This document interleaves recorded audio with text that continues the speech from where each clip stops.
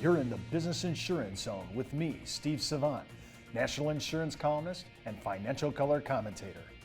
This week on The Biz, the Life Insurance Income Series, our tribute to Life Insurance Awareness Month. And on today's show, the hard costs of retirement plans. When it comes to life insurance, annuities, long-term care, disability, or group pension plans, we're the news you can use. Well, welcome everyone to the Business Insurance Zone. I'm Steve Savant, and with me today is Eric Palmer, and we're broadcasting live to a nationwide audience of financial professionals right here in Fountain Hills, Arizona, home of America's largest fountain. And all this week, of course, we're doing our tribute to Life Insurance Income Series, and today, the hard costs of retirement plans. We're going to spend the first segment talking about basic 401ks. Now, I know there's a lot of qualified plans, Eric. We could be talking about SERPs. We could be talking about IRAs.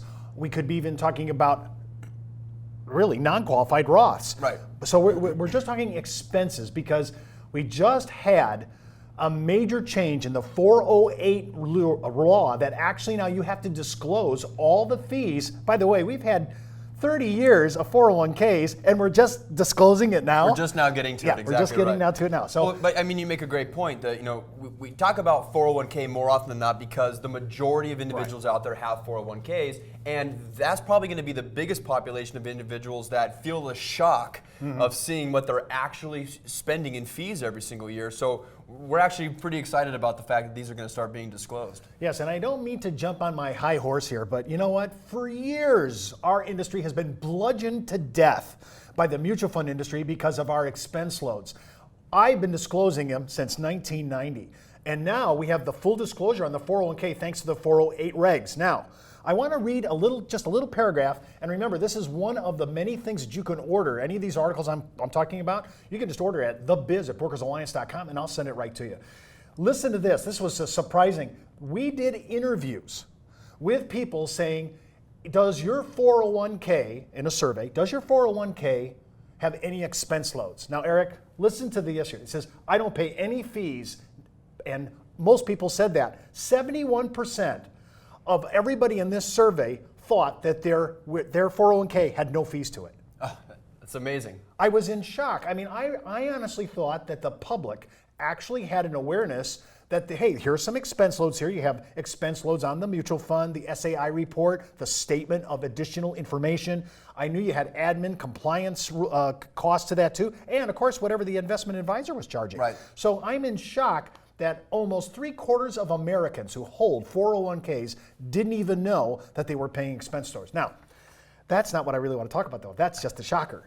Here's what I want to talk about on expenses, because most of the 401ks in the United States are held by smaller companies. Right. So it's not big companies. Now, the really huge companies that have 401ks, they're paying way less in expense loads just because they have the economies of scale, they can leverage against other competitors, so they really have a pretty good deal. But since most Americans are in normal 401k, 100 employees or less, these expenses can be high.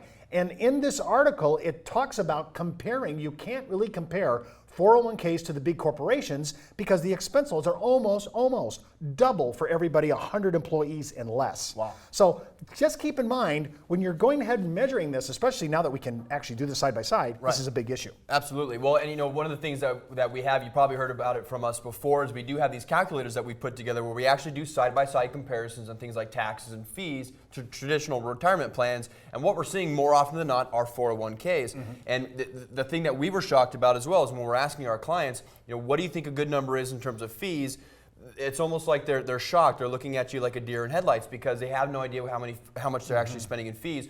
And you make a good point about the difference between the large corporations and the smaller companies. But at the end of the day, even those large corporations have a variable component to their fees. Which funds are you actually choosing inside your 401k? Which funds are available? So so you don't always know, even those individuals don't always know how much they're actually spending in terms of fees and costs to their plan. And that's why I want to encourage everyone that has a 401k to always ask, because it only comes generally by the investor's request. Right. You have to ask for the SAI report, the Statement of Additional Information on your fund.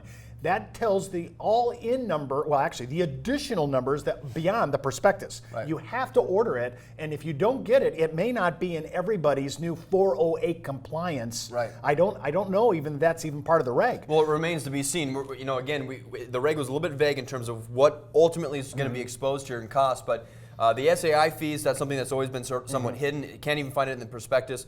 We're not clear if that's going to be a part of it, but even if it's not, the fees that are disclosed are still going to be significantly higher than the average consumer thinks that they actually are.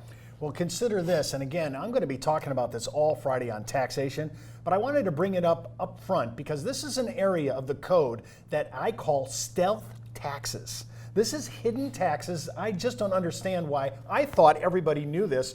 This article came out by one of our big bloggers out on our industrial sites, and he writes that 401ks are employee contributions, and because of that, Social Security and Medicare is taken out first before contributions are made. Now, in contrast, I'm just going to give an example when I'm trying to sell this. In contrast, 412E plans are employer contributions, which that does not occur on. So when I think about 401ks and all expenses all in, when we hit Friday's show, we're going to talk about all the tax issues all in, and this is what I call a stealth tax. This does not show up hardly ever in our calculations, and we're going to be able to actually do this with our calculators. Well, absolutely. Again, it's something really important to keep in mind is that when you're talking to a client and you're doing a comparison to a 401k, even if you're not fully registered as an investment advisor, you don't have to get in too deep. Just know that these fees are going to be exposed, and it's not even just the fees that we're talking about in the mutual funds in themselves or the actual 401ks. We've got tax issues. We have deductibility issues. There's a lot more that meets the eye, including the potential to lose money in the market. I don't like that last part. Losing money in the market is not my forte. I just want to keep us up to speed on the expenses, because that to me is an issue. Before we even get into market loss, I want to talk about expenses. When we come back from the break, we'll address all the all-in costs of using life insurance in a retirement plan. And don't forget to enroll in IULUniversity.com for the best training, education, and sales support when it comes to life insurance for retirement income. You're listening to the insurance industry's #1 resource for products, planning ideas, carrier information, and interviews you can use. When it comes to life insurance, annuities, long-term care, disability, or group pension plans, we're the news you can use. Everyone's looking forward to retirement, but how do you get there from here? You do it by paying yourself first every month and saving with Index Universal Life. And once you're there, how long is your retirement? With Index Universal Life, it can last a lifetime. How much can you keep? It lets you keep all of it. And what if you need it sooner than later? There's no penalty for early withdrawals, and you have the flexibility that you need. How to get started? Go out to www.iflplan.com and find out more and start looking forward for retirement. Well, welcome back to the Business Insurance Zone. I'm Steve Savant with Eric Palmer. And remember, you can order today's giveaways at thebiz at brokersalliance.com. And just a heads up, before moving forward with any of the ideas you hear on the show, always consult your tax advisor and your broker-dealer compliance officer. Today, we're talking about the hardcore costs. I like hardcore, got a little pornography there. A little hardcore costs of retirement plans. And specifically, now we're going to talk about in this segment, life insurance retirement plans costs. Now, I say this with all deference to everybody that's out there. I have been disclosing our expense loads since 1990 when I first rolled out our first non-qualified plan and using life insurance. And Eric, I just want to show the yin and the yang here. We're going to look at 2 contracts. Now, remember, a couple days from now, we're going to look at all 4 mortality chassis because there are 4. But today, I just want to talk about VUL and index kind of comparison. Now, let's do VUL first. And remember, there's 2 issues here. I know that VUL can lose money. Right. I mean, it just can. But remember, the flip side is, they could, if you were doing S&P 500, you could also what? Get the dividends. Right. So there's kind of a trade-off. Are you ready? Are you okay with the risk and reward? Right. Most clients after 2008 are not. The older the client is, over 50, in my area of the ARP nation, we are just through with risk. Right. I mean, I'm checked. But you may be that person that says, hey, I can handle that. I still have that kind of desire to get high equity yards. But I want to look at these numbers because they're really interesting. Eric, When you're looking at a specific VUL, I have to talk about premium loads. Right. I have to talk about policy fee. I have admin fees. I have mortality charges, and I also have the M&E charge for the fund. Right. That's all in. Right. So when I disclose it, we've calculated that if you're going to compare a 401k to a VUL using the S&P 500 just to keep things even with the index, right, you would have to actually be about 11 years out on your insurance before the fees came pretty even to a normal 401k with 100 employees or less. Well, absolutely, and you got to keep in mind too, that's assuming even say a 1.5 to 2% fee inside of a 401k. So about 11 years. If the fees are a little bit higher, it shrinks in a couple of years. But the variance between the number of years that it takes for the life insurance and the 401k or traditional plan to catch up isn't significant on a 1 or 2% swing. So you're going to just consider it about 10 plus years before you can say your life insurance is somewhat congruent with your cumulative costs, right, all in, because on an annual comparison you might not see those numbers, right, but add it all up. How much did I spend all in 10 years on the 401k,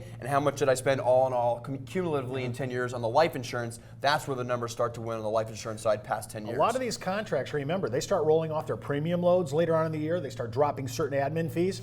But one thing heads up two issues on VUL. One is that I've noticed that the COIs, generally, the COIs are more expensive than in indexing. Yep. So you start paying a little bit more for that kind of tab. Right. And one of the big issues that you talk about is preservation of principal. And of course, anytime you're playing in VUL land, variable, you're exposed to loss. Well, and beyond the actual fees themselves, you have to keep in mind with a variable product that sometimes you have to contribute more premium. Now that's not a fee, but that's an additional cost to you. If you were planning on putting $10,000 a year into the plan and you took a big loss in one particular year, remember there's a couple things that we can't do. We can't lapse these policies if we plan on taking money out of them, or if we've already started taking money out of them. And so you might have to put a couple extra $1,000 in 1 year to keep the plan still going on the way you wanted it to do. Now that's not a fee or an expense, but that's an additional out-of-pocket cost to your client, and they're going to remember that. So bear in mind that if your VUL is not performing, there's more costs that could come into play here. Well, actually, that's a good call. I hadn't even put that on my big bad boy list here. That's huge, because now I want to talk about a little bit about indexing, because we kind of get away from the M&E charge. We get lower costs of insurance. This is just embedded thinking, normal actuarial science here. It's just less money. And this issue of, oh, well, I could have to pay, do what I have to pay on a index, would I have to pay that same premium issue? Right. See, because I still have expenses I have to pay even in a non-crediting year. Right, exactly. So, well, and that's a good point. In a non-crediting year, we're probably one of the only ones that actually say this on a live forum, but you can take a loss in an index UL. The loss is the fees on a year that you got a 0% on the floor. So there could be a negative return in that given year. So yes, you could also run into a situation where you might want to pump a few extra dollars of premium in, but it's more predictable, and it's something that is more easy to control when it comes to an index product, because the 0% floor is saving you from a 20% loss in any given year. I can't tell you how true what I'm about to say is. As you know, we broadcast all over the internet. About 13% of our audience is retail or consumer. Right. So interesting, we are the only ones, time and again, that bring up the expense charges, and people that are watching this that are regular consumers bring this to our attention. And one of our cases just last week led to a $20,000 annual premium from a consumer off the internet watching Eric and I talk about the exposure. You do have index exposure because you have expenses. Right. And so even in a non-crediting year, you have to pay your tab. Well, and don't get us wrong, too. I think one of the comments that was made not too long ago by another consumer that came through as well, you guys seem to be really negative about indexed universal life insurance, and that's simply not the case. What we're saying is, at the end of the day, every single option that we have for retirement has a variable, an element of risk, and it has a cost. So when you put them all on the table, the index UL, despite those costs and those risks, seem to be a little bit better play and a little bit more conservative play, especially with a consumer base today that is so against the markets and the losses, because we've been experiencing it a couple of times in just the last 10 years. When you think of it, at the end of the day, nobody knows what the S&P is going to do. Nobody knows what the equity market's going to do. So the issues all become expense loads. What is the cheapest chassis to be on? When I look at that to me is a new sales issue I'm comparing. And when we look at the top 3 index, and we'll be doing that later on in the week, you'll see what I'm talking about. And remember, you can watch this show and all our shows by clicking the red on-demand video button right on our homepage at brokersalliance.com. Well, that's the Buzz on the Biz for today. Get in the zone, the business insurance zone. The Biz is brought to you by Brokers Alliance, a national leader in insurance products, support services, and educational workshops. When it comes to life insurance, annuities, long-term care, disability, or group pension plans, we're the news you can use.